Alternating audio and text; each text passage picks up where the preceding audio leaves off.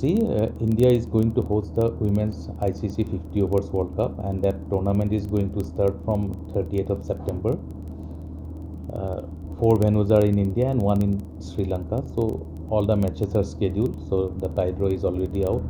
And so far as BCCI is concerned, being the host country, we have done everything. We have left no stone unturned to have the tournament in the best possible way. We want to that everything runs in a smooth way. We have constituted our central team. We have constituted our venue teams. They are on their job. 30th September is the opening match, and that match will be hosted in Guwahati in the ACA Stadium, Barsapara. And before the match and during the match also there will be some events which will be in consonance with the opening ceremony.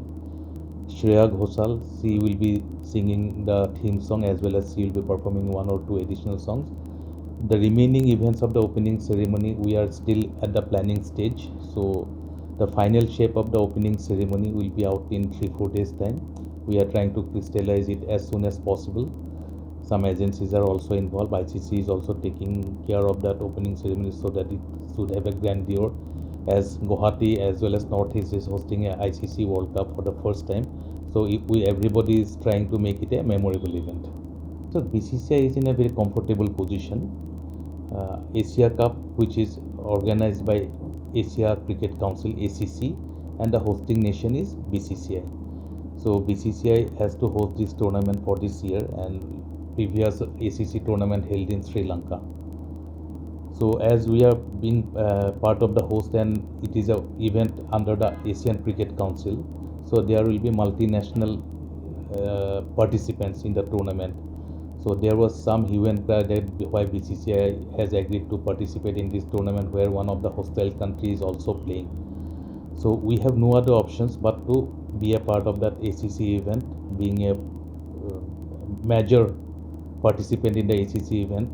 And on top of that, we have to follow the policy framed by the central government. The central government has very clearly and very categorically stated that there is no bar for any sports team representing the country to play in any international event as well as in any events of the continent, whether it is Asia Cup or Asian Games, or if it is an international event like any event right from the Olympic to the FIFA World Cup, Asian events, etc.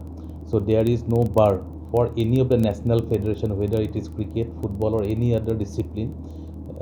They can all participate in those multinational tournaments, whether the hostile countries are participating or whether we have to play or face any of such countries. So as there is no bar, BCCI has agreed to follow, and we have no other option.